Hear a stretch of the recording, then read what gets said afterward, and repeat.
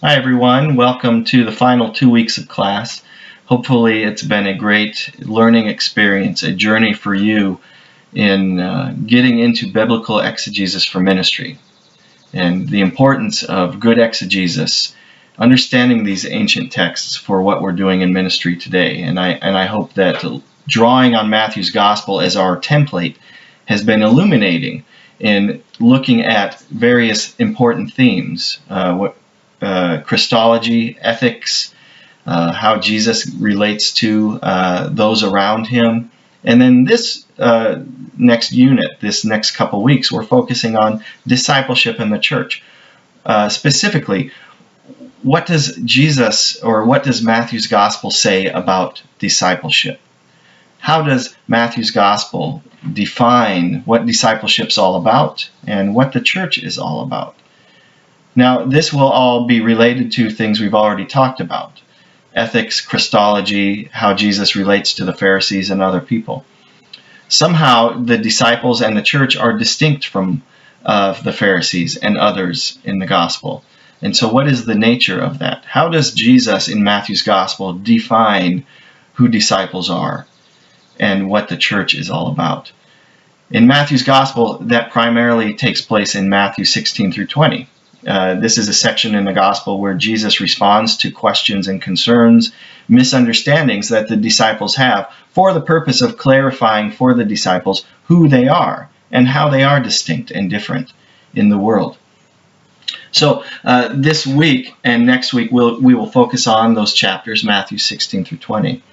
In addition to that, we'll be reading from Misreading Scripture this week, chapter 5. And that chapter focuses on the ancient social context of honor and shame. And that's important because in Matthew 16 through 20, a lot of what's going on in those chapters where Jesus is defining what it is to be a disciple, Jesus is speaking into the arena of honor and shame in the first century. Many of the questions disciples have to do with pursuing greatness. That's in the honor-shame system, the pursuit of honor, the pursuit of greatness. And Jesus is somehow dealing with that in how he defines who disciples are and what the church is all about.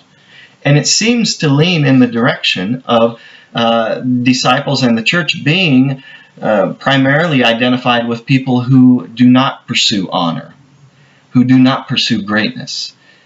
And so Misreading Scripture chapter 5 hopefully gives you a little bit of a context for understanding the nature of that and how that defines then who disciples are, who do not pursue honor, but rather seem to pursue shame in the ancient world.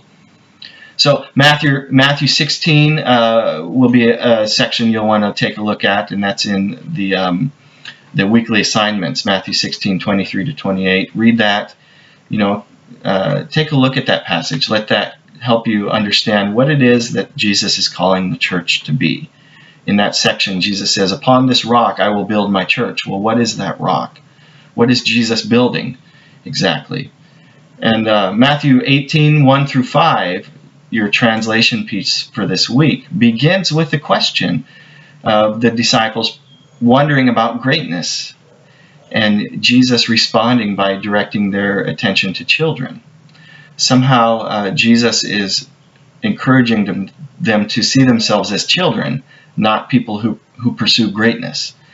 And that opens up to understanding Matthew 18 in that section as not a section where Jesus says, "I want you to have simple childlike faith," but rather Jesus is seeming to suggest something very different than that, in contrast to the pursuit of greatness.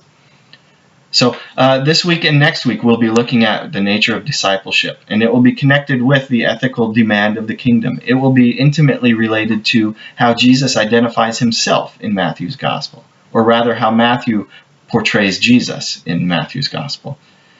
Because whatever it is that disciples are, they are to be imitators of and look like Jesus. So Jesus' identity and Son of Man, Son of God, Son of David will directly affect the nature of what it means to be a disciple, and then what the church is all about in the world. So our questions hovering around this week then are, how does Matthew define discipleship? And how is it distinct from the Pharisees? What does Jesus in Matthew's gospel say to disciples that directly pertain to how they should see themselves, and how they should see themselves as distinct from Pharisees, Sadducees, other leaders in the world around them? Hopefully this will be illuminating again this week for you all, and I hope you enjoy this last couple weeks of class.